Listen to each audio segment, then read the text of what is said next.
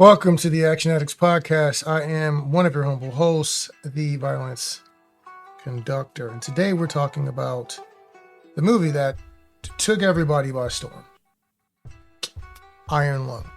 Now, my understanding this was done on like $1 million crowdfund. I think it was like a budget of maybe $3 million or so. I'm not certain.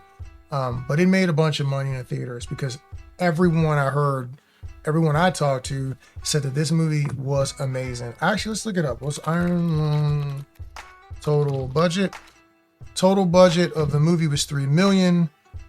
Some of that I know was done via crowdfund, and it did over 50 million worldwide. So this is about as successful as an indie film as I can imagine. And my understanding is that not only was it was produced by Markiplier, shot here in Austin, Texas. That's what's up. But in addition to that, my understanding is that he distributed it as well. So when it came to negotiating the contracts with the theaters and whatever, that was him. That's my understanding. Maybe he's got a bigger organization. You know, he's got millions and millions of followers, so there's no telling how big his actual organization, the production team is. But my understanding is that he did self-distribution, and he did that. Now, there's a lot of takeaways. We'll get to those in the end. I am going to say, if you get a chance to watch the movie, support indie film, watch it. If you miss it in theaters, rent it, do whatever you got to do. Don't steal the movie. Don't freaking, take the pirate hat off. Support the freaking movie, okay? I know a lot of people have arguments about that stuff, but as somebody who has to create things, I need people to buy things as well, so I'm not going to try to take from other artists. So moving forward, now that my rant's over and I'm off my soapbox, I don't normally watch movies like this because it's not an action heavy movie. It's not an adventure heavy movie. It's essentially one location. Realistically, the whole thing takes place in a ship. I hope I'm not ruining this for anybody if you haven't seen it, but it is. Hey man, it's been out for a while. It's on you. Okay, it's your fault. All takes place in one ship.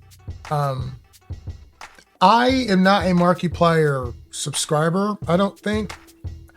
I'm not a fan of his. So this is like an untainted review. I don't have any feelings about him one way or another. I don't even know if I've seen any of his content. Okay. But he did a really good job in the acting. So dude did a good job, because I'm telling you right now, I'm not trying to do a project where I have to carry a whole movie when you're just looking at my face. You just hear, I'm not trying to do all that. Okay. So it was very impressive what he did, because he's essentially acting by himself in a ship, and it's engaging.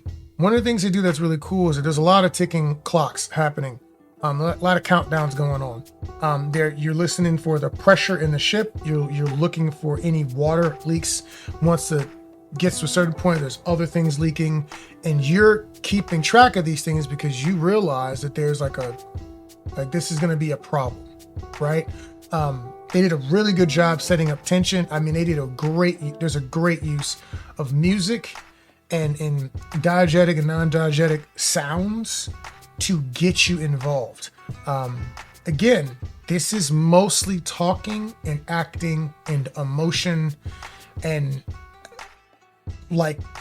I'm just impressed, because normally you're not going to get me to go sit down and watch this movie. If it wasn't an indie film and everybody hadn't told me how great it was and how impactful it was going to be for the culture, I probably wouldn't have caught it.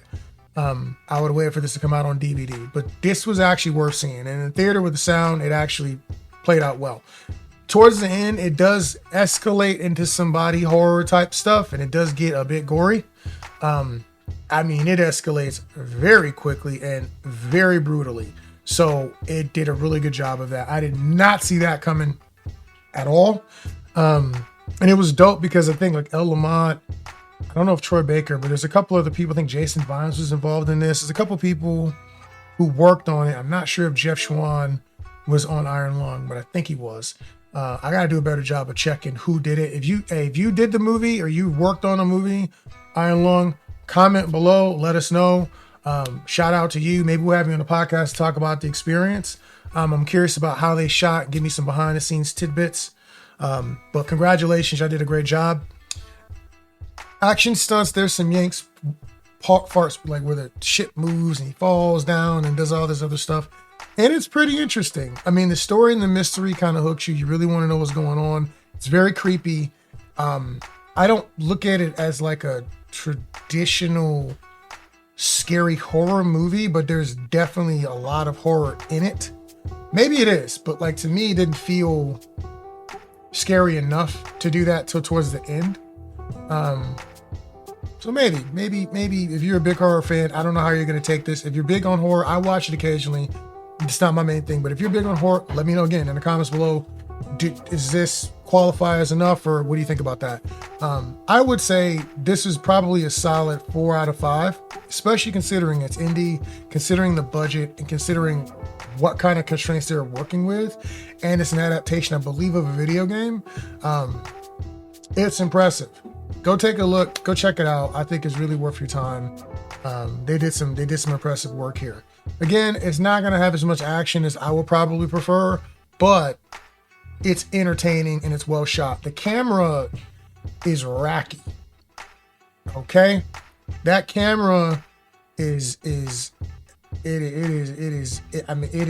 all over the place. The angles, the shot choices are interesting, but if you think about it, how else are you going to keep us engaged if you have an enclosed space? You've got to do a lot in that little bit of space. They're shooting from underneath, up top, angle, and they're just cutting all over the place. And the camera's constantly rack. Whoever did that, great job pulling focus. Whoever the AC on that was, you were doing the thing. Okay, you were doing the thing. I'm impressed. And I think they did that at Troublemaker Studios. If that's the name, I thought they changed the name, but when I checked it online, it said Troublemaker Studios. So regardless of whatever it's called right now, the Rodriguez joint, that's where they did it. So I think it's worth your time. Check out Iron Lung if you got a chance. If there's any movies that have existed for a while, or you just want my take on, you guys can shoot me those things in a message. I'll watch them and I'll give you my honest opinion. You know what I mean? We can go watch some. If you say like, hey Ben, what do you think about Blade 2?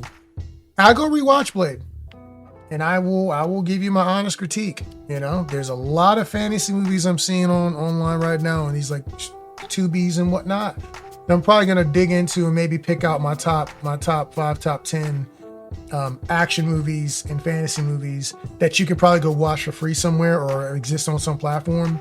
Maybe we'll do like a best of Hulu, best of Netflix, best of Prime, best of 2B type, best of Plex type joint.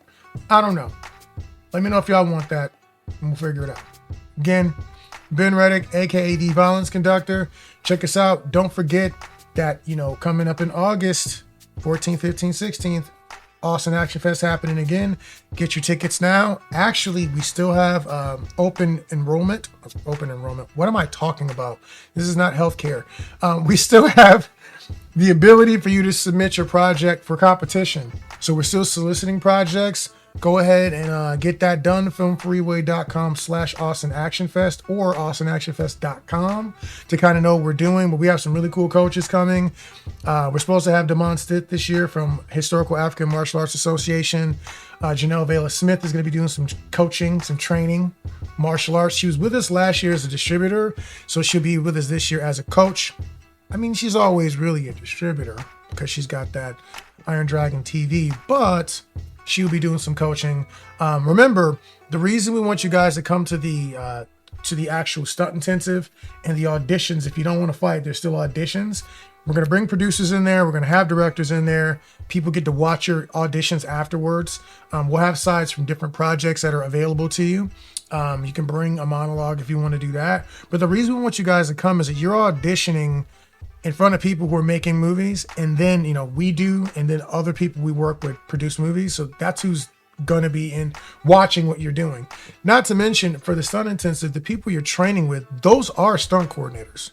So we had people last year who got work from the stunt coordinators that they trained with. So we'll be doing that again this year. Don't miss that. Even if you don't want to do anything, just come hang out. It's a good place to network and do stuff. In addition to that, also remember, there's another opportunity that we have at our festival. It's what kind of sets our festival apart. This week, I sent out contact information to a sales agent for 2 of our winning projects. So I'm just saying, people, I'm trying to make these deals for y'all. I'm trying to get you guys hired, trying to get you guys paid, trying to get your films distributed. That's one of the main things about our festival. All throughout the year, we are working to try to put your stuff in front of people. When we find new opportunities, we bring it right back to our people and we try to put you guys on. So submit, come support the festival. If you want to sponsor, shoot me an email, contact@austinactionfest.com. We can have a sponsorship discussion. We're open to that. Yeah, that's pretty much it. Oh, we have a couple new sponsors. I'm working on a new mead sponsor, and we do have ISA coming on, and we do have a new DCP sponsor. So be on the lookout for those. You'll see some stuff from us about that really soon as well. That's pretty much it. I gotta go. I will catch y'all on the next one. Again, go check out Iron Lung. Support indie film. Let's make magic happen. Keep fighting. Keep shooting.